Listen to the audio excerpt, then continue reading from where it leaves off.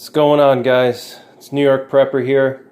I wanted to do part 2 in the SHTF precision rifle series, and if you guys haven't been following my channel for a while, then you want to skip back and watch the first part of this series. So in this part, I'm going to talk about selecting a barrel and muzzle devices, okay? So I'll just give you guys a quick overview if you're new to the channel or if you're new to the series about why I'm doing this series. So the whole purpose of this is I'm building a precision rifle. Precision rifle is just another word for sniper rifle. In layman's terms, it's a rifle that you can shoot at extremely long ranges. When I say extremely long, I mean 1,000 yards, around 1,000 yards or more. That's what I call a precision rifle, or at least beyond 500 yards. So in this criteria for the precision rifle for SHTF, the criteria that I came up with, and if you read watch the first video that I made in the series, I talked about why you would want to have an extreme long range rifle in SHTF, and I talk about the reasons why basically, and I'll just do a quick summary. So the reasons why is hunting and dealing with human threats after SHTF. And now a lot of you guys are going to say, well, why do you need a 1,000-yard rifle for SHTF? Can't you deal with human threats at 200 yards or 100 yards? And the answer is yes. Yes, you can use an AR-15 or a semi-automatic rifle and engage human threats at 100 yards or 200 yards. Of course you can do that, but the thing about a precision rifle that a lot of you guys underestimate, especially a lot of AR-15 fanboys, not that I don't like AR-15s or semi-autos, but there's some people out there that are just like, they think that a semi-automatic AR-15 in 5.56 is like the holy grail of firearms, and you can pretty much do anything with that. But a lot of things that you're overlooking is that a sniper rifle or precision rifle that lets you shoot at long ranges is a huge force multiplier, okay? When I say force multiplier, what I mean is that it gives one man the power of 10 or 20 men, or the power of a whole platoon of guys with AR-15s, So one guy with a precision rifle that knows what he's doing and is a very good shooter, and he knows everything about his weapon, and he knows how to deploy it properly, he's just as powerful as a platoon of 10 guys with AR-15s and 5.56 cartridges, okay? And the reason for that is that, first of all, a precision rifle, it gives you distance between your enemy, okay? So you don't have to get within 200 yards or 100 yards to deal with a threat. You can comfortably sit back, 600, 700, 800 yards away and engage your enemy without having the enemy be able to even hit you, okay? Because most small arms firearms that a lot of bad guys use they're not going to be precision rifles, because shooting a precision rifle takes a lot of time, takes a lot of patience. You have to learn how to do it.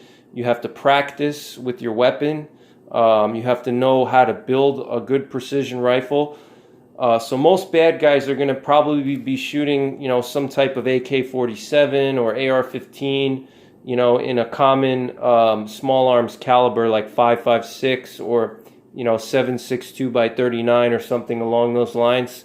And those cartridges are not going to be able to reach you, So if you are in a situation where you see a bunch of bad guys and they're armed and they're coming after your house or your family, and it's 1 versus 10, okay? I don't care who you are, even if you're a Navy SEAL, Green Beret, Army Ranger, I don't care who you are, you're going to have a hard time fighting 10 or 20 guys that are armed, by yourself, okay? Even if they're not the best tacticians and they don't know tactics at all, if they have a decent shooting capability and they have a lot of ammo, they can just lay down the lead and they can pin you down, So I think a lot of guys, they get overconfident, and you go up against a group of 20 guys, let's say a group of marauders that have, all weapons. I don't care what training you have. Anybody can take a bullet, and all it takes is one bullet to knock you out of the fight. So with a precision rifle, it gives you the ability to hang back at a further distance and engage an enemy at a distance where they can't, hit you, because like I said, most bad guys, they're not going to have a long-range caliber that can hit you at 800 yards, and even if they did, they probably wouldn't know how to shoot it that far, So that's where the advantage of a long-range precision rifle and SHTF can, make a difference, because it multiplies your capability, okay? So now one man can become like 10 or 20 men with this one rifle, because you're going to be able to take shots at long distances, and it's going to be hard for them to hit you and counterattack. And then you can use your stealth and camouflage and move your positions between shots before they can actually return fire and take you out. So that's a huge advantage, okay, huge. And if we're talking about, SHTF, you have to prepare for anything, okay? It's not just what you want SHTF to be. SHTF can be anything. It could be a natural disaster, but it could also be a foreign invasion or a tyrannical government or an EMP, okay? You can't just define, I want SHTF to be this, so I don't need this weapon. All I need is this. And it'll never happen, okay? That's not what prepping is about. You're not a prepper if that's the way you think. You're not a prepper, okay? Preppers prepare for any situation and any scenario. And if we're talking about a worst case scenario where, let's say you had to deal with a tyrannical government that was out of control, and they were imposing, martial law and things like that, and violating the Constitution, and stuff like that. Or you had to deal with a foreign invasion. If, let's say, Russia or China or, they all got together and they came here and they landed on our shore and started going, town to town. Having a precision rifle can really, really help you.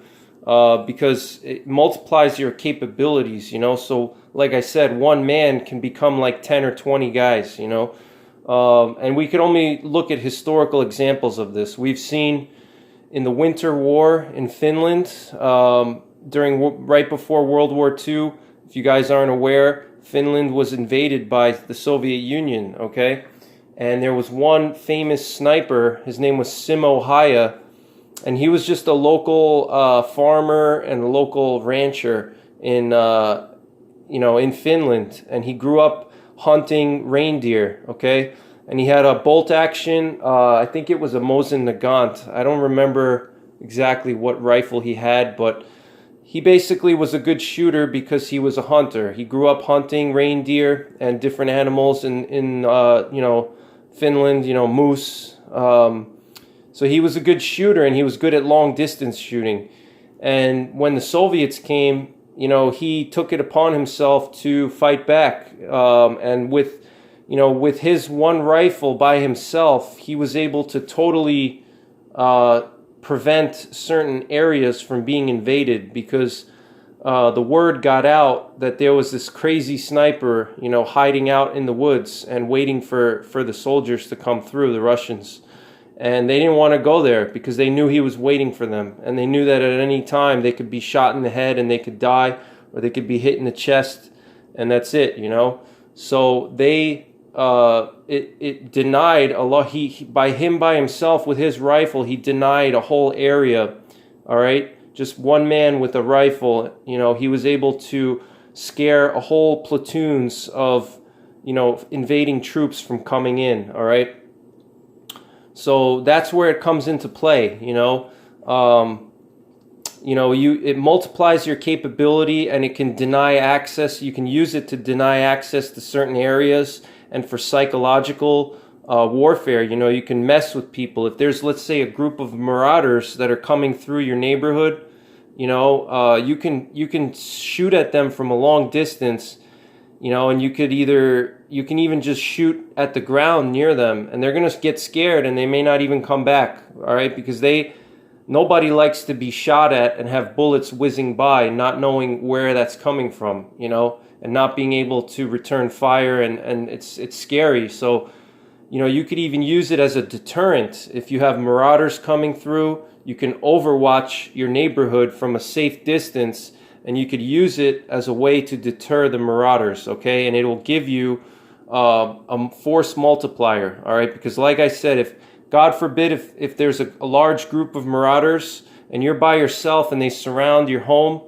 it's going to be hard for you by yourself. I don't care who you are. It's going to be tough, even if you're trained. So if you overwatch your house at a long distance, it will give you a huge advantage. So that's a big reason why the precision rifle is important. And like I said, also, if we're dealing with a tyrannical government or an invading force, chances are they're going to have much better firepower than you will. Even though the American population is the most armed population in the world, we don't have armor-piercing bullets in our closets. We don't have 20-millimeter machine guns. Okay, we don't have automatic grenade launchers and armored personnel carriers at our disposal. All right, we just have basic, lead and copper bullets that don't penetrate through armor with, semi-automatic rifles. We don't even have fully automatic small arms. Okay, so even a Chinese platoon, if they're coming through your area, let's say they landed, I know it's a crazy scenario, but let's say they landed with parachutes and they were coming through your neighborhood, and they were going door to door and stuff like that, they're going to have fully automatic weapons. They're going to have night vision. They're going to have resupply. They're going to have medical supplies. They're going to have everything. And all you're going to have is, whatever's legal in your state. So you're going to be outgunned. I don't care how many stacks of ammo you have, how many crates of ammo, if you can't fight against a military as a civilian. Same thing if there was a tyrannical government here in the U.S. I mean, yeah, we outnumber the military, but the military has 50 cals, 20-millimeter machine guns. They have air support. They have drones. They have everything. I mean, so the best way to fight back against the superior force is to use something that will multiply your force, and that's where a precision rifle will come in handy, because you can hang back, you can use camouflage and stealth, and you can use it as a way of psychological warfare, and you can also use it to even take out material. If you have the right kind of rifle, you can use it to destroy vehicles, you can use it to destroy different types of equipment. So that's the concept. So why would we want to have a precision rifle? We already talked about that. And the criteria here is we want to be able to make killing shots on, medium game and human threats at 1,000 yards, okay? So medium game, I'm talking about white-tailed deer and up to an elk, all right? Because those are the most common animals that you may want to hunt. If it's a prolonged SHTF, you may eventually run out of your food storage and you may have to hunt, okay? Or there may be a good opportunity for you to hunt even if you didn't run out of food storage, So it's always good to have more food than less, and you need something that can take an animal with, humanely. And so you need to have the proper weapon to do that, like a 5.56, a 2.23 AR-15 is not enough killing power to humanely kill a white-tailed deer even, and forget about like an elk or a mule deer or something larger. So that's another criteria. So it has to be 1,000 yards and has to have enough power to drop a medium game animal up to an elk, all right? Because those are the most common animals that you would hunt. If you're in the East Coast, you're going to be hunting whitetail. If you're in the West Coast, you're going to be hunting mule deer and elk and possibly a moose, but most likely elk and mule deer. So those things you want to factor into your selection of cartridges, which I already talked about in the last video. And in the last video, I determined that the 30 caliber cartridges are the best for SHTF precision rifle, and there's a lot of reasons why, but I'm not going to get too into it now because here I'm focusing on the barrel. But the reason why 30 caliber is the best is because it has the best balance of shooting flat, but also having enough power and enough size in the bullet to kill a larger game animal, and to have adequate penetration for larger game, and also adequate power and penetration for destroying equipment and vehicles and things like that, versus like smaller caliber rounds, you know, like a 6.5 Creedmoor or a 270 or, you know, a 243 Winchester. They're not going to have enough penetration and enough power to do damage because the bullets are smaller, they weigh less, and they're not going to do as much damage, especially on a medium game animal, which is one of the criterias for the rifle. And then also 30 caliber rounds can maintain their killing power at a longer range than, let's say, a 6.5 Creedmoor or a 270. You know, yeah, those cartridges shoot very flat, you know, like a 6.5 Creedmoor, they shoot very flat, and you can, you know, punch steel and targets at 1,000 yards with those, you know, but it's not going to have enough power to effectively do damage and kill at those distances, you know. So that's why the 30 caliber, in my opinion, is the best choice. And then if we break down the 30 caliber, I ended up choosing the 300 Win Mag for a combination of being the most common and one of the most common, and also affordability, you know. So you could get a 338 Lapua. You know, the 338 Lapua is great. It's got a ton of energy, ton of power, but it's very expensive. And, you know, when we talk about SHTF, you need to have enough money to practice. You know, if you don't have enough money to practice, there's no point. You know, if it costs you, you know, $80 to shoot 20 rounds, you know, who's going to have $1,000 to spend every time they want to go shooting? Because realistically, you're going to probably need to shoot a couple hundred rounds in the beginning just to get familiar with your rifle, to sight it in, to practice at different distances. And, you know, you need to spend a lot of time practicing with a precision rifle to get good at it, and to understand the different ballistics of your cartridge and the minute, you know, nuances of your rifle and how it performs at different ranges, in different types of wind conditions, different temperatures, different altitudes, different humidity levels. You need to practice. And if you're paying $3 to $4 or $5 a round, you're not going to want to practice. It's just not, no, you know, most people don't have thousands of dollars sitting around to spend on shooting. So the 300 Win Mag is affordable in the sense that it's more expensive than a lot of other calibers, but you're going to pay about $2 a round, you know, if you get factory ammo, which is, to me, is very affordable, and that's premium. You know, you're going to pay $2 to $2.50 a round for premium ammo, which is affordable to me. You know, that's doable. You know, $4 or $5 a round, that's too much. You know, even with reloading, it's still going to be a lot. So that's why I negated the 338 Lapua, and I decided to go with the 300 Win Mag. And then also the 300 Win Mag is very common. It's a very common caliber, you know, it's a very common cartridge. You can go to any store and buy 300 Win Mag, you know, and also it uses the 308 or 7.62 diameter bullet, which is a very common bullet. So if, let's say, I come across some 308s laying around, let's say I scavenge a 308 or an AK-47 cartridge that I find somewhere, I can literally pull the bullet out of the case, and I can use that bullet in my 300 Win Mag case because it's the same diameter. versus 338 Lapua. It uses a 338 caliber bullet, which is not as common as a 308 or 7.62. So the 300 Win Mag, in my opinion, is the best SHTF cartridge for a precision rifle, and that's just my opinion. You could also go with an Ultra Mag, but the problem with the Ultra Mags is the recoil is extreme, and you only get a little bit more than the Win Mag in terms of power, so it's not even worth it. So I chose the 300 Win Mag, and the Win Mag is obviously capable of killing shots at 1,000 yards on medium game and armored targets and material, even light materials. It can do damage.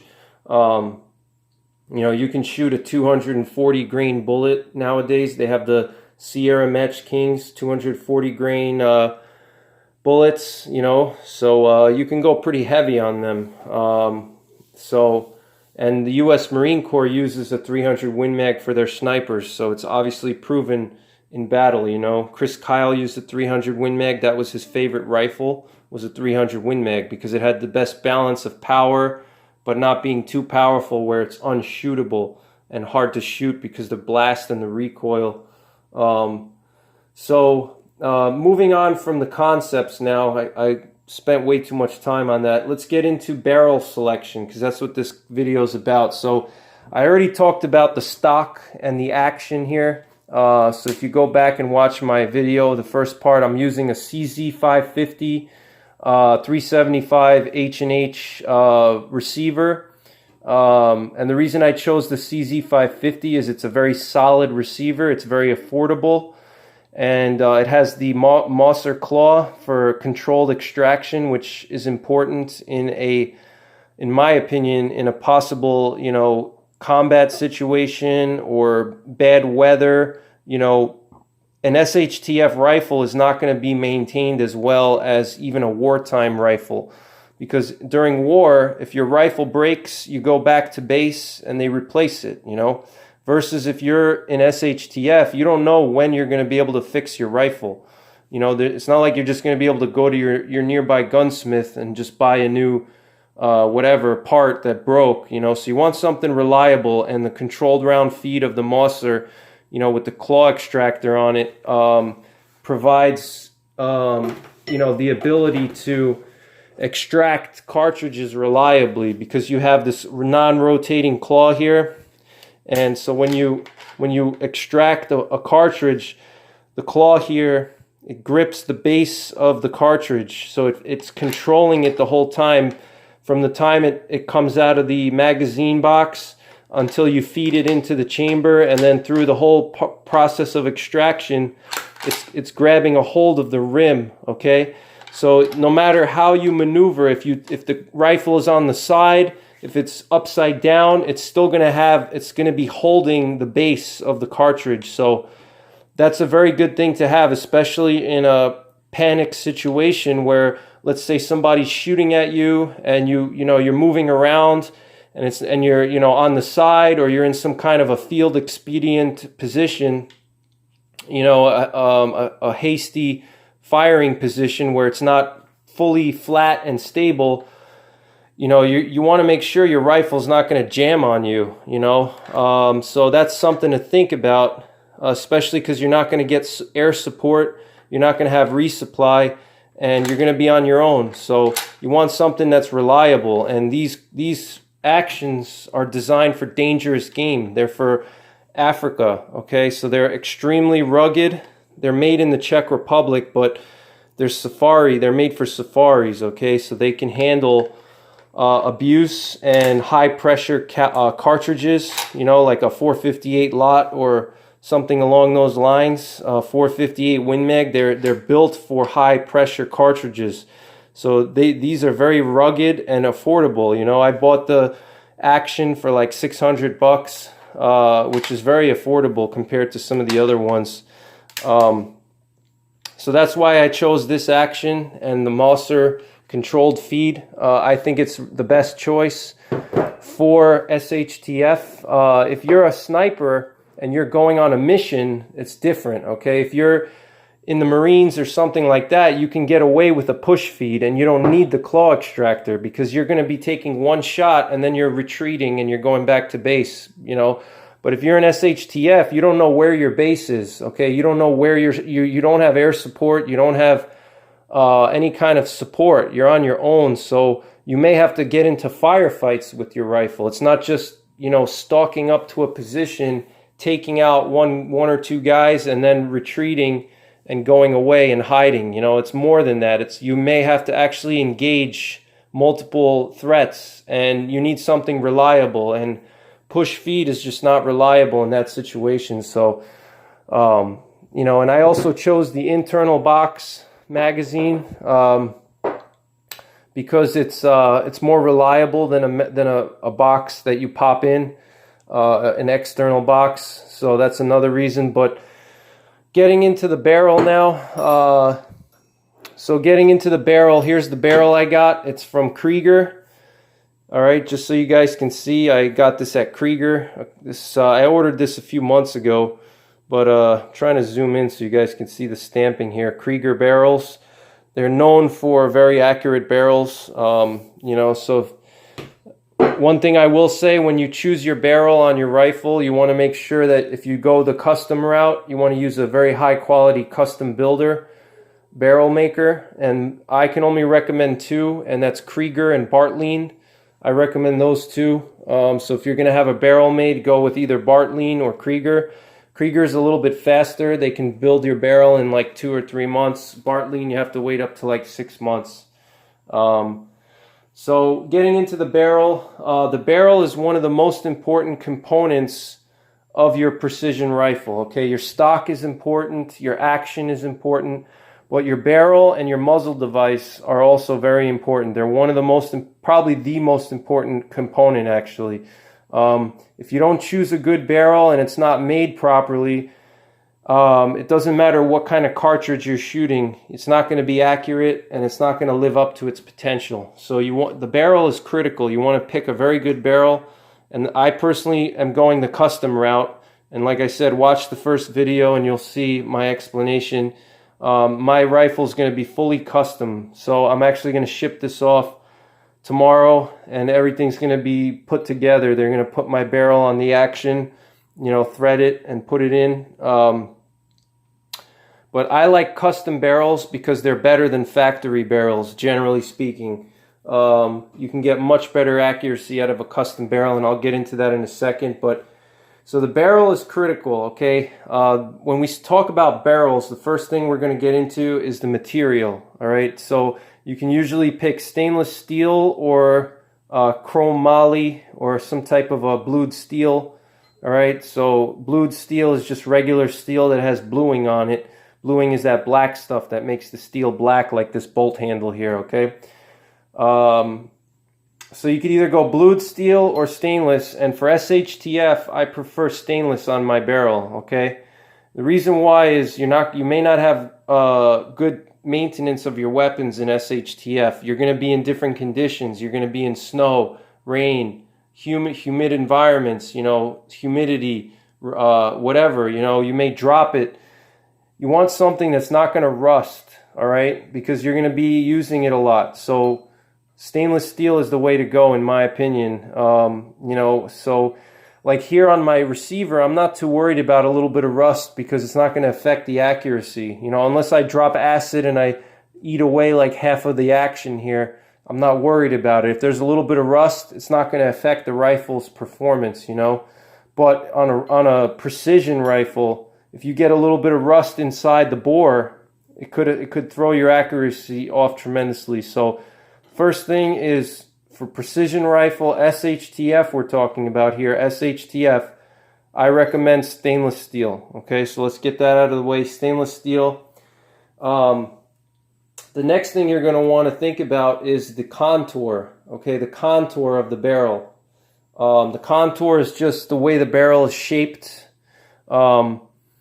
And here what you're looking at is what they call a light palma contour, okay? So what that means is it has a little taper here, as you can see. This is the chamber side, and that's the muzzle. And contours are just the different thicknesses and the profile of the barrel. That's what a contour is, okay? And you can choose a bunch of different contours. There's Palma contours, there's Sporter contours, there's Varmint contours. Then there's also bull barrels, which are just a straight barrel, you know, like a pipe. And you can also, and then there's also a straight taper. Okay, so those are a straight taper or target barrel. Those are the main categories. So you have Palma, Sporter, straight taper or target, straight or bull, and then you have what was the other one? Bull. I'm trying to think if I missed something. Should have wrote this down. So yeah, you got Palma, Sporter profiles, bull profiles, straight taper or target, and then Varmint. Varmint was the other one. All right. So those are your 5 categories of profiles. Every barrel maker will have different profiles, so you have to check the dimensions. Okay, one company, you know, may let's say a heavy sporter in one company may be slightly different from a heavy sporter in another company, or a Palma, a medium Palma in one company may be different than a medium Palma in another. So you need to make sure that you check the dimensions. You know, that's one thing I would say is check your dimensions, okay? Don't just go by the name of the profile. Look at the actual dimensions and see that it fits your criteria. So with the contour, the reason why the contour is important is because the thicker the barrel, the more stiff it's going to be, which is going to make it more accurate, and it's also going to make it less likely to heat up. And when a barrel heats up, it loses accuracy, okay? So when we're talking about SHTF, we're not just talking about hunting where you only take 1 to 3 shots and then the barrel cools down and you're good to go. We're talking about the possibility of having to shoot multiple times, you know, getting into a firefight, things like that. So you want to make sure you have a thick enough profile where the barrel's not going to heat up too easily, and you're going to be able to shoot 5 to 10 shots without a huge change in accuracy. Because once the barrel starts to heat up, the accuracy is going to change. And if any of you guys have spent time at the range, you'll notice that when you shoot with a cold barrel, it's very accurate. And then if you start shooting repeatedly, you know, whatever rifle or weapon you have, you'll see that the spread will start to open up and you'll have flyers, you know. So you need something that can maintain accuracy at a 5 to 10 rounds, maybe 20 rounds. And that's where having a thicker profile than the typical sporter contour, which is what most bolt action rifles are. They're mostly sporter profiles, okay? And the sporter profile, the standard like number 2 or number 3 sporter is made for like up to 3 to 5 shots max. You know, typically after 3 shots, the barrel's hot and fires, you know. So we need something, if it's SHTF, we need to be able to shoot at least 5 to 10 rounds without any tremendous change in accuracy due to overheating, okay? So that's where the contour comes into play, and we want to make sure that we have a good enough contour to minimize that, but we don't want to go too thick, all right? Because once you go too thick, it adds a lot of weight, and you can really add a tremendous amount of weight onto your weapon just by having a contour that's too thick. You know, you can shave off like 3 to 5 pounds on your weapon just by the contour of the barrel, because there's a lot of steel, okay? And that's where you really save most of the weight on a weapon, is on the barrel, especially a precision rifle. So you need to have a good balance between thickness of the barrel, but not too thick, because then it's going to be heavy. All right, and another thing too is harmonics, okay? So a thin barrel, like a standard hunting rifle barrel, it's thinner, the steel is thinner, all right? The walls of the barrel are thinner, so the barrel will whip. You know, if you took a camera and you watched it when you're shooting, or you took a camera and you aimed it at a rifle barrel while it was shooting, it actually vibrates. If you had like a high-speed camera, the barrel actually vibrates, okay, because it's a lot of pressure and a lot of energy going down the bore, you know, and the barrel will vibrate. And the thicker the barrel, the less vibrations there are because it's stiffer, okay? And that's what you want, because if there's more vibration, what's going to happen is the barrel will actually start to move before the bullet exits the barrel, okay? So if it's already moving too much, by the time it hits the muzzle, it's going to throw the bullet off of its natural trajectory because it's vibrating, you know?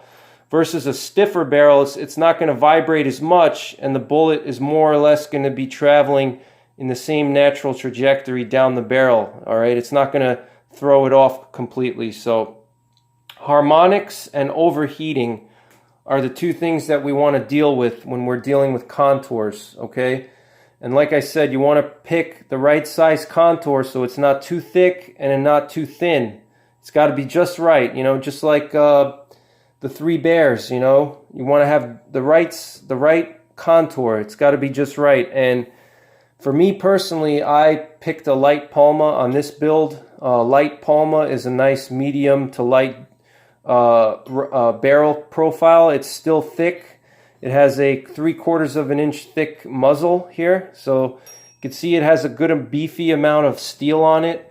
And the chamber end is 1 1/4 inch, okay, and it has this nice gradual taper down to 3/4 of an inch. You know, so I personally chose the light Palma because it gives me the best of both worlds. It gives me just enough thickness and enough beef in the steel to keep the harmonics low and to prevent overheating and to keep it accurate, but it doesn't get too heavy. Like if you go into a varmint or you go into like a target barrel, you know, a bull barrel, things like that, the barrel starts to add a lot of weight, you know, and it will make the rifle uncomfortable to shoot and uncomfortable to carry. And going back into the uses of the rifle, you may have to take offhand shots, you know. This is SHTF. There's no rules here. You know, nobody's going to say, all right, wait until you get into a nice prone position and comfortable, deploy your bipod, and then we'll wait for you to shoot at us. No, it doesn't work that way. If somebody's shooting at you and you're in a firefight, they're not going to wait for you to get into a comfortable position. You may have to take offhand shots. And if you have a huge bull barrel, you know, that's like 6 pounds, it's going to be hard to take offhand shots. Unless it's like 20 yards away, you're going to be very inaccurate and it's going to wear you out unnecessarily. So go with a medium profile barrel. That's my recommendation. I would recommend a Palma or a heavy sporter. I recommend personally a heavy sporter or a light or medium Palma. Those would be my top 3 picks. Starting with the light Palma, then a heavy sporter, and then a medium Palma. Those would be my top 3 picks for a SHTF barrel profile. All right, so we covered profiles and we covered the material, we covered harmonics and overheating and the importance of having the right contour and not being too thick, not too thin. Gave you guys my top 3 profiles, and now we're going to get into the types of rifling and the internals. All right, guys, so continuing on with the internals of the barrel now. We already discussed the contour and the material. Now let's go into the internal parts, some of the more technical aspects of selecting a barrel. And you know, I encourage you to pay close attention to this part now. It may get a little confusing, but so we're going to go into the rifling and what type of rifling you need, the twist rate. We're going to get into all that kind of stuff. So rifling, if you don't know what rifling is, rifling is the inside of the barrel. It's there's cuts inside of the barrel, there's grooves, and that spins the bullet, okay? So you need to make sure you select the right type of rifling, the right twist rates, things like that. You need to make sure you select the right kind of rifling on your barrel, depending on what kind of bullets you plan on shooting. And these are all things you need to consider. It's not that straightforward as you think, oh, I'll just go to the store and buy a rifle. Having a rifle that will shoot at 1,000 yards and having a rifle that will shoot at 300 yards is a huge difference, okay? And that's why you got to really get technical and really get detail-oriented when you start to think about 1,000 yards,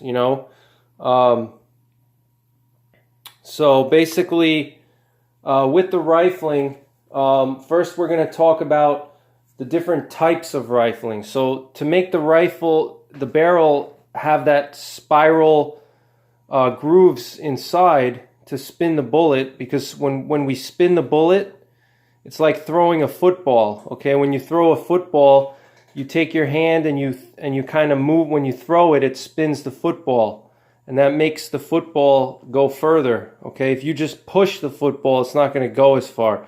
The spinning stabilizes the bullet in flight. You want the bullet to be straight, just like my finger here. You want the bullet to go through the air straight. You don't want it to be tumbling and in different weird positions like this, because if it tumbles, it's not going to be aerodynamic, So you need to have the bullet spinning at fast enough, because you want it to remain straight when it's passing through the air, and that'll help it to maintain better ballistics and travel further with less drop and less loss of energy. Because if the bullet is, let's say instead of being straight, the bullet's turned this way, it's going to have a lot more air resistance, and it's going to lose a lot of its energy, and it's going to lose a lot of its velocity, and it's going to drop, and it's going to be a much poor performance. So you want it to maintain a straight. When you spin the bullet, it goes straight through the air. You want to maintain that, okay? So depending on what type of bullets you use, you need to have the right kind of twist rate, okay? Twist rate, all that means is how tight how many spirals are inside of the barrel. So the more spirals there are is better for heavier bullets, because heavier bullets, they weigh more, so they have to be spun faster in order for them to maintain that strength. So the heavier a bullet, just think about it logically, okay? If I'm trying to throw a 10-pound football versus a 2-pound football, in order to keep the 10-pound football, spinning fast so it doesn't tumble in the air, I'm going to have to put a harder spin on it in order for it to maintain its spin, because it's heavier. Lighter bullets, they don't need that tight of a twist rate, because it's lighter, so it doesn't have to spin as fast to maintain stability as distance goes on. Now, twist rates, they don't matter if you're shooting under 500 yards, but beyond 500 yards is where twist rates start to have a huge impact, and you really need to research what the best twist rates are for your particular cartridge. For me, on my 300 Win Mag, I went with a 1-to-9 twist, okay, which is a very tight twist for a 300 Win Mag, but that's because I plan on using heavy bullets, 200 grains and up. I'm probably going to do most of my shooting with this rifle with 230 or 240 grain bullets, which is very heavy for a 300 Win Mag or for a 7.62 bullet in general.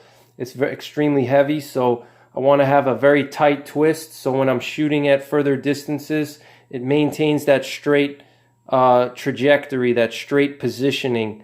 You don't want it to start to tumble different directions, vertically or whatever.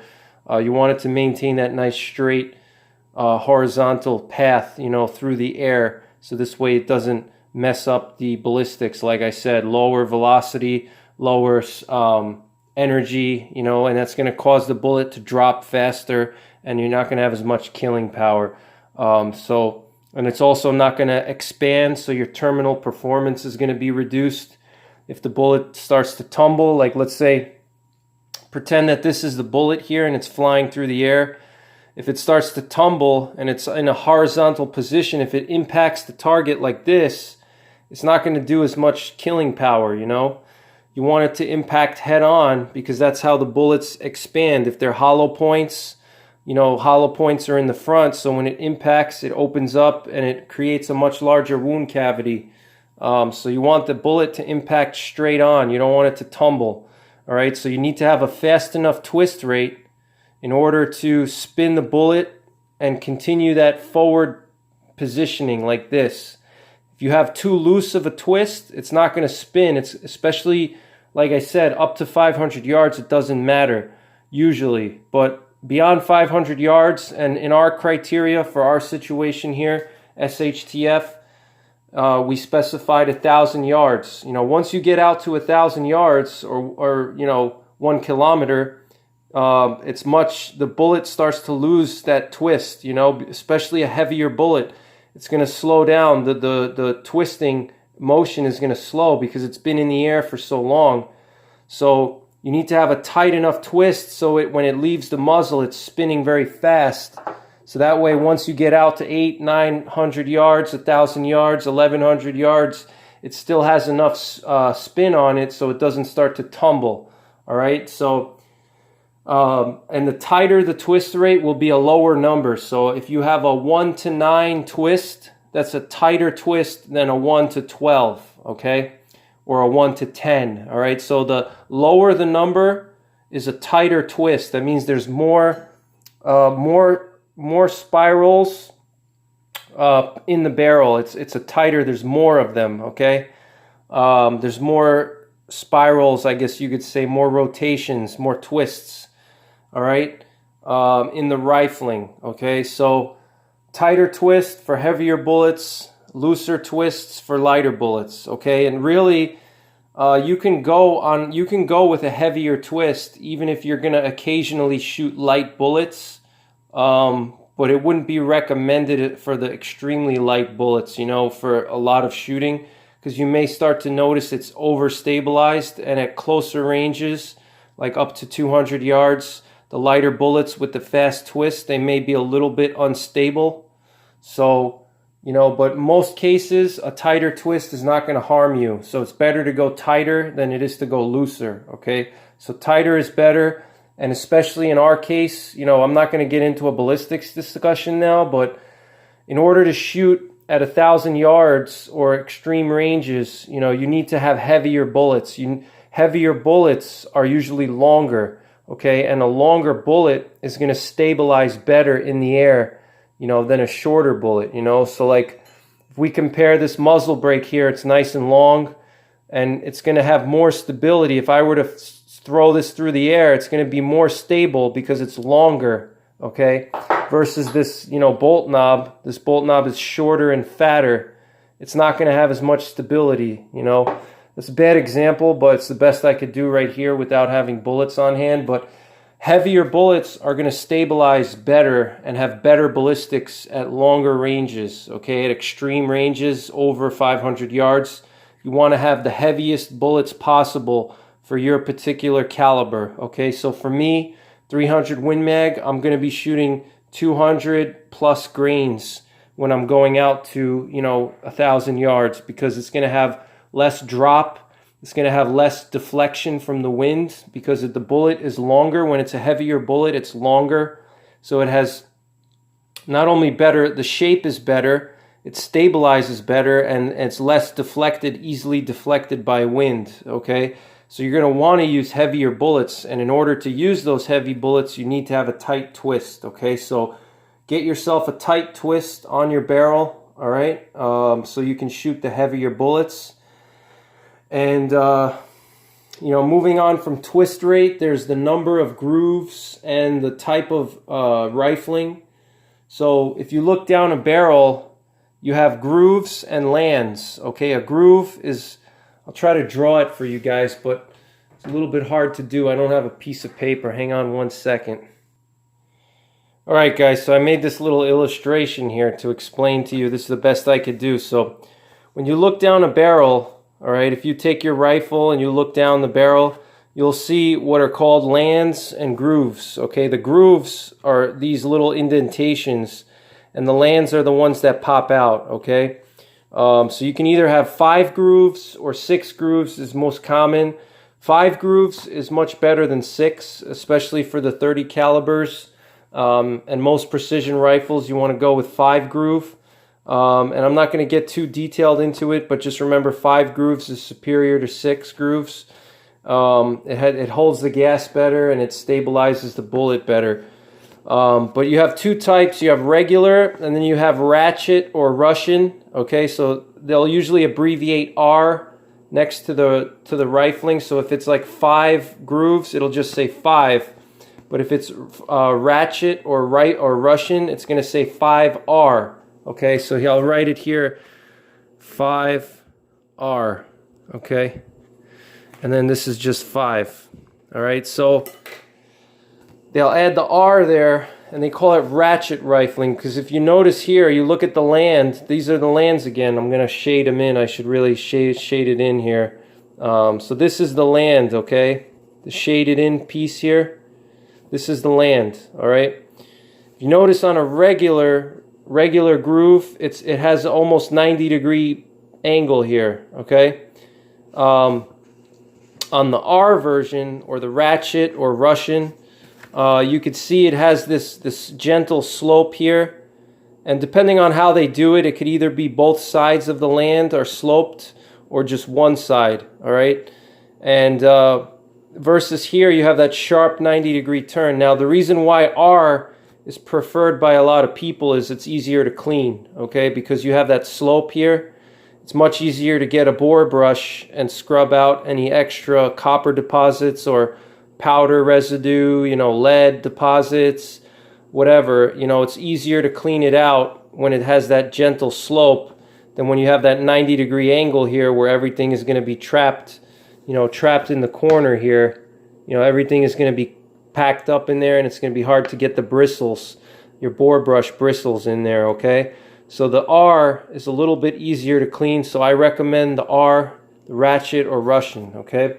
So that's all you need to know for that. Don't overthink it too much. And then from there, we're going to go into, we forgot to talk about length. Length is important. I should have talked about that before we got into rifling, but I wanted to get the most complicated stuff out of the way first.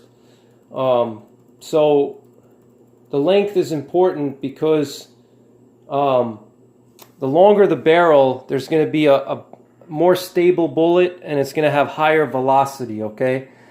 The longer, and that's just for anything, for a rifle, for pistol, for shotgun, the longer the barrel, the more stable the projectile is going to be, because as it's in that barrel, it builds up velocity, it gets better stabilization, there's more powder being burned inside the barrel before the bullet exits the muzzle, all right? So then you'll get better velocity. So you need to have a good balance between length and velocity, because you don't want to go too long, because if you start to go too long, especially in our scenario, which is SHTF, if you have a barrel that's 30 inches long, you're going to gain 200 feet per second over a 24-inch barrel, or 26 maybe, but it's going to be for realistic purposes, it's going to be very difficult to carry. It's going to be difficult to shoot from field expedient positions, from hasty positions. Extremely long barrels are usually better for bench rest shooting and competitions where, the environment is very stable and you have an easy shooting platform that you can set up, a nice square target, you're not under stress. That's where long barrels are good, competition shooting and for target shooting, things like that. But for real world purposes, if you're actually using your rifle for defending yourself or your family, or to put food on the table, you need a good balance between length and accuracy and velocity, okay? So you need a long enough barrel so that you get the most out of your cartridge, but you don't want to go too long because then it's going to be, difficult to carry, okay? Now, depending on what kind of cartridge you select, you may have to go a certain minimum length in order to get the best performance, So for a 300 Win Mag, it's typically common knowledge that 26 inches is kind of like the sweet spot for getting the most bang for your buck out of a 300 Win Mag, because it's a Magnum case, The Win Mag has a big case, and it needs to burn a lot of powder. So if you have a shorter barrel, the powder is not going to fully burn by the time the bullet exits the muzzle, and the bullet's not going to get as much velocity as it could otherwise, you know. So you have to research whatever cartridge you pick and kind of research what the common lengths are and what your velocity losses will be, you know, if you go shorter than the common length. So like, you know, for most 30 caliber cartridges, whether it's 338 Lapua, 300 Win Mag, 3006, you know, 300 Ultra Mag, 300 Weatherby, you know, most of those you're going to want to have between 22 inches and 26 inches is considered like the sweet spot between getting maximum velocity, but then not having something too long that's impossible to carry and shoot in field conditions, okay, in a real world situation. You know, so and the Win Mags, any of the Win Mags, you're going to want to go at least 24 inches, whether it's a 300 Win Mag, 7mm Remington mag. You want to go around 26 inches is your best bet, you know. With some of the other cartridges like a 3006 or 270, 308, you know, you can get away with a shorter barrel, you know, a 20-inch barrel, 18-inch barrel. You know, you're going to lose a little velocity, but it'll be a much tighter handling package. You know, if you're in more of an urban environment, you may want to consider, you know, maybe a 20-inch barrel on a 3006 or an 18-inch barrel on a 308, you know, depending on what your ranges are going to be. And like I said, if we're talking about 1,000 yards, you're not going to really be able to hit 1,000 yards reliably with a 3006 anyway, or a 308, so you probably just cancel those out. But if we're looking at 300 Ultra Mags, if we're looking at the Ultra Mags, the Weatherbys, the Win Mag, the 338 Lapua, you know, those you're going to want to have between 24 and 26 inches are generally the best to have, okay? And generally speaking, you know, you're going to gain about 25 to 75 feet per second per inch of extra barrel that you add, extra length that you add to your barrel. So let's say you have a 20-inch barrel. You know, if you cut that down to an 18-inch barrel, you could lose anywhere between 50 to 150 feet per second, depending on the cartridge. You know, every cartridge is different. So, but a general rule of thumb is between 25 to 75 feet per second per inch of barrel that you cut down, you're going to lose. So we got the length out of the way. And another thing with the length too is if you start to go too long, you have to remember that you're going to want to put a muzzle device. You know, here I just have a muzzle brake. You know, this muzzle brake is probably 3 inches. So once I put this onto my 26-inch barrel, my barrel is going to be like 28 or 29 inches, you know. If you're using a suppressor, you know, a lot of suppressors are almost a foot long, all right? Or, you know, 7, 8 inches long. So if you have a 28 or 30-inch barrel, you know, and then you put a suppressor on it, you know, your rifle is going to be like 6 feet long. And, you know, I mean, yeah, you can take the suppressor off and throw it in your backpack and then put it back on when you're ready to shoot. But, you know, if you're in an SHTF situation, you may not have the opportunity to, you know, say, time out, I got to stop, I got to take my, hold on guys, don't shoot at me, let me put my backpack down, take my, you know, can out and screw my can onto my barrel. You're not going to have that opportunity. You may have to, you know, return fire very quickly. So, you know, you don't want to have a long barrel and then on top of it, your muzzle device, which is going to add extra length as it is, you know. All right, so we're almost done. Now I'm going to just talk about the muzzle devices because I consider that part of the barrel. Let me just see if I missed anything. I don't think I did. So we're going to talk about the muzzle devices. So you have two main types of muzzle devices. You have suppressors and then you have muzzle brakes. All right. And then you also have flash hiders too. But for our purposes, we're going to talk about suppressors versus brakes, and I'm going to keep it very simple. A muzzle brake, like you see here, you screw it onto the end of your barrel, and what it does is it redirects the gas out of these ports here. And what that does is it reduces the recoil by up to 30% usually, roughly 30%, all right? So a muzzle brake is critical, especially if you're shooting a heavy caliber round, you know, like a 300 Win Mag, 338 Lapua, you know, high recoiling calibers with big cases have a lot of recoil, okay? Especially as you start to shoot heavier bullets and higher velocities, it's going to have more recoil. So the muzzle brake will reduce the recoil, but it will increase the sound and it will increase the blast because the gases are going to come out the side here.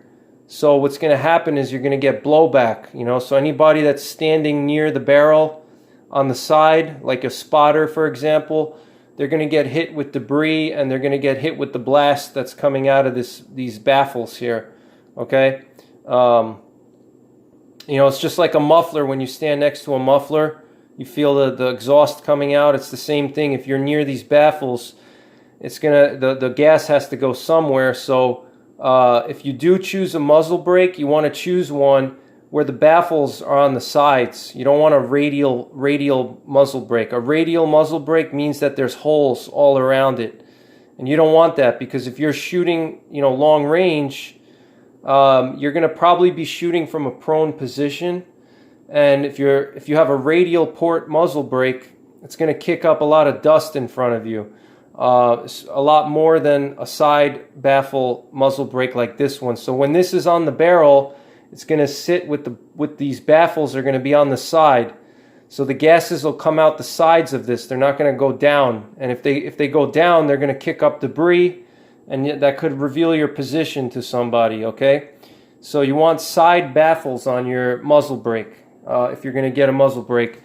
And another thing too with the muzzle brakes is they increase the sound, okay? It increases it probably 20 to 30%, you know, so you want to make sure you have hearing protection if you're practicing, and you may even want to carry tactical earmuffs with you. So before you take shots, if you're in a real SHTF situation, you may want to keep some plugs because you can blow your ears out. And once you blow your ears out, that's it. They'll never come back, you know. And you don't want to be, you know, not able to hear for 3 days in a survival, you know, SHTF situation. So that's something to think about with the muzzle brake. Now, my muzzle brake here, it has an interesting innovation to it. It has a combination of muzzle brake, but it also has this flash hider here. So what I do is I take this sleeve and I screw it over. There's threads on this here, and this is the Whit Machine directional brake if you want to look that up. And what I do is I thread that over the brake, and what this sleeve will break up the flash pattern, so that will reduce my visual signature. If somebody's trying to scope me out and, you know, see where my position is, it's going to break up the flash, all right? So that's something you may want to get. If you can get yourself one of these directional Whit Machine directional brake with a flash hider, a combination flash hider with a muzzle brake is great. You know, the nice thing about a muzzle brake is that it's smaller and more compact than a suppressor. You know, suppressors are very long and heavy, so that's something to consider. You know, also legality is a big one. You know, where I live in New York State, you can't own a suppressor. Even though suppressors are legal under federal law, every state has their own law on suppressors, you know, so depending on what state you live in, suppressors may not be legal, okay? So if they're not legal, you're going to have to get yourself a brake, you know, especially if you're shooting a Magnum cartridge like a 300 Win Mag. If you're shooting a 3006 or a 270, you probably don't need to worry about it. But again, 3006 and 270, they're not going to reach out to 1,000 yards, you know, so if you're going to be shooting in the 1,000-yard range and you want to actually make killing shots and actually do damage at that distance, you're going to have to shoot Magnum cartridges. There's no way around it. You're not going to be able to, a 6.5 Creedmoor is just not going to have the energy to make effective kills and effective damage at a long distance because the bullet is just too small and it doesn't have enough energy. So you're going to end up shooting Magnum cartridges, and you're going to have a break, because you're not going to be able to tolerate the recoil very long without a break. So suppressors are superior to muzzle brakes because suppressors reduce sound, but they also reduce recoil as well as the visual signature. So it kills 3 birds with 1 stone. Kills the noise, kills the flash, and kills the recoil all together. So suppressors are much superior to a muzzle brake. They're also much more expensive. A good suppressor for a 300 Win Mag is going to run you at least $1,000. A muzzle brake, on the other hand, is only $100. Especially with this sleeve here. I think I paid $90 for this. Granted, I'm not going to get the sound suppression, but I will get the reduced recoil and the flash suppression with this. All right. So if you can get a suppressor, excellent. You're going to need to get a permit from the federal government. You got to file a permit to get a suppressor. So that's a 6-month process usually, but it can be, they usually grant them to anybody unless you're not crazy and you don't have a serious criminal record. So that's that. And when you're selecting a suppressor and a muzzle brake, you have to know what the threads are. The most common threads are typically 5/8 by 24 TPI. 5/8 by 24 is the most popular for Magnum cartridges, and that's the one that I would recommend. So if you're going to be, building your own barrel, you want to make sure you have enough beef on the muzzle to accommodate a 5/8 by 24, which is you're going to need at least a 3/4 inch muzzle diameter to accommodate a 5/8 by 24 TPI thread pattern. And you could go to a smaller thread pattern like a 1/2 inch by 28 or something like that, but that's more for AR-15s, so it's not going to really work for you. So 5/8 by 24 is the most common for Magnum calibers.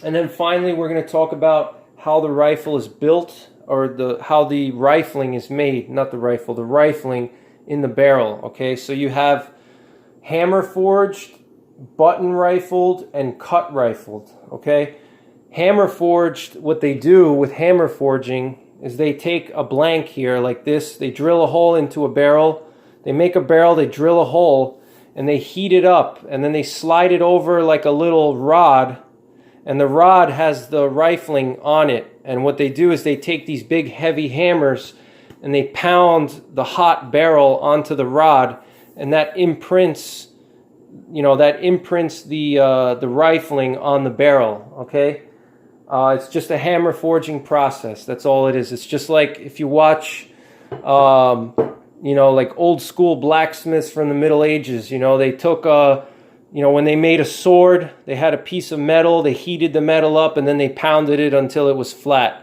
and then they sharpened it. Same thing with the barrel. It's an old school process. It's been around hundreds of years. They heat the barrel up, they stick a rod inside, and the rod has the rifling imprinted on it. They slide the barrel over it. The barrel is red hot. It's cherry red, so it's soft. And then they have big hammers that pound it, repeatedly at high vibrations, and it imprints the rifling onto the barrel on the inside.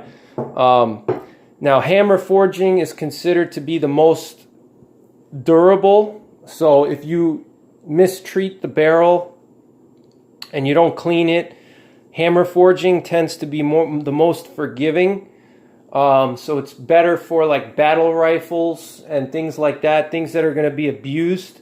Hammer forging is considered to be the most durable and the most reliable. However, it's also the worst accuracy. Okay, so hammer forged barrels are no good for our use. All right, because we want to be able to make precision hits at 1,000 yards. All right, and you're going to have to spend more time maintaining your rifle and cleaning it. But hammer forging, the loss of accuracy with hammer forging is not worth the trade-off of having better durability. Because we can always just clean the barrel, and maintain it, and it's still going to be, you know, good to go and accurate and stuff like that. So hammer forging, scratch that off the list. Any barrel that's hammer forged, you're not going to want it for a precision rifle, all right? I'm not saying it's bad. I mean, there's a lot of hammer forged barrels that are accurate, but they won't get to the same level of accuracy as cut rifling or button rifling, okay? It's just, you know, physics basically, and years of people testing it. So button rifling, with a button rifling, what you have is you have an empty barrel, you know, with it has a hole drilled into it. It's bored out, just like you see here. It's bored out, and they take like a little bit, you know, like a little metal bit, like a carbide, heavy carbide, you know, tungsten. I don't know what they use, but it's a carbide bit. And they force it through the bore, and they twist it with the machine, you know, under extreme hydraulic pressure. They have a hydraulic machine that literally pushes this little bit, you know, carbide bit into the bore, and it slowly twists as it's on the inside of the barrel, and it imprints, you know, the rifling inside the barrel, okay? And that's another cost-effective measure, just like hammer forging. It's designed for mass-producing barrels. You know, hammer forging was created in the old days, especially it was used a lot during World War II, when they had to turn out a lot of barrels very quickly, and they could just slide a barrel on a machine and hammer forge it. Very quick and durable, and, you know, when we're talking about a battle rifle, we don't need to be extremely accurate, because most of our range is going to be under 300 yards, where, you know, the difference of, you know, 1 or 2 inches is not going to be a huge difference, you know. Same thing with button rifling. Button rifling is very cost effective, and it's very good for mass producing. So you'll find a lot of commercial rifle companies are usually either hammer forged or button rifled. And basically, the button, like I said, it's forced into the barrel with hydraulic pressure, and that makes the actual rifling. And, you know, button rifling, it's more accurate than hammer forging, because you're not pounding it, and it's a little bit better. The rifling has tighter tolerances. It's a more refined process. However, it's not as refined as cut rifling, all right? Because you're still forcing that bit inside the barrel, and it's just not as refined. You know, you don't have the tight tolerances in the grooves and in the lands as you do with cut rifling. And it also exerts stress on the barrel too, because you're putting all that hydraulic pressure and you're forcing that bit into the cylinder in the bore, so it adds stress to the barrel. Okay, but button rifling is a step up from hammer forging, but it's not as good as cut rifling. Cut rifling is what we want. Cut rifling is the best for extreme ranges beyond 500 yards and up to a mile or 2 miles. You want to have a cut rifled barrel. What a cut rifled barrel is basically means that inside the bore, they literally cut the steel with a special bit. It's a sharp bit that they put inside the bore, and the bit is like a sharpened metal, carbide or something, and what they do is they make many passes through the barrel. They make hundreds of passes, and they remove a little bit of material each time it passes through, and it goes very slow, and they take very small amounts of material away to carve. They're basically carving the rifling into the bore, okay? And they're doing it very slowly with very small passes each time. They're not taking too much metal away. They're doing very little at a time, so it doesn't exert stress on the barrel, and it creates very uniform, consistent rifling across the whole barrel, okay? From the chamber to the muzzle. So they do that, and it's a more expensive method because it takes a lot of time, because they have to take multiple passes with the machine, and then after that they have to lap it with lapping compound to smooth it out, because they were actually cutting the steel away. They're carving the metal into the grooves, you know. So they have to lap it and smooth it out after, but you know, it takes a long time, so it's more of a custom job, and that's what we want. You know, we want a cut rifled barrel. Cut rifling is the best. It has the tightest tolerances, the least amount of stress exerted on the barrel, and it will give you the most accuracy, okay? Especially at extreme ranges. If you're shooting 1,000 yards, you need every bit of accuracy that you can get. You know, anything that will help you is always better than something that's going to be, you know, remove accuracy, you know, because at 1,000 yards, the margin of error is much smaller than at 200 yards, you know. So you want to have a cut rifled barrel if you're going to be shooting at extreme ranges. It's the most accurate because the rifling is the most, it's the best quality rifling. It has the tightest tolerances, and it's the most uniform across the whole barrel, and it doesn't exert stress on the barrel. So cut rifling is the way to go. And make sure you maintain your barrel. That's critical. You know, cleaning the bore after you shoot, right after you're done shooting, is critical. If you're shooting a lot, if you're going to be shooting over 100 rounds, you want to, or even 50 rounds, you want to clean the inside between, you know, every 50 rounds you want to clean it, you know, because the powders build up inside and it could be corrosive to the steel and it could mess up the rifling, you know. So I think I covered everything. I know this is a very long video, but I wanted to basically go into every aspect of selecting a barrel for your SHTF precision rifle, and also the muzzle device as well. So I'm just going to make sure I covered everything. We went over the length. We went over standard versus Russian or ratchet grooves. We went over twist rate. We went over how the rifling is made, the three methods: hammer, forge, button versus cut, and cut is obviously the best. We went over muzzle devices. We went over material, and then we went into the contour. So I think that's pretty much it for this video, guys. I know it's very long, but I uploaded it here for your reference. So when you're building your rifle, you know where to go to understand things in layman's terms.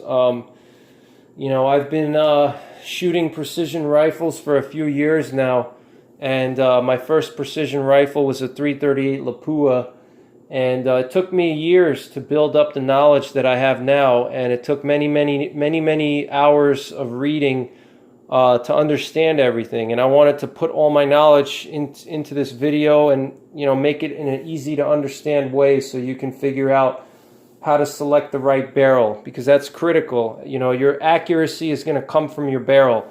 That's like 70% of your accuracy is going to be from your barrel, okay?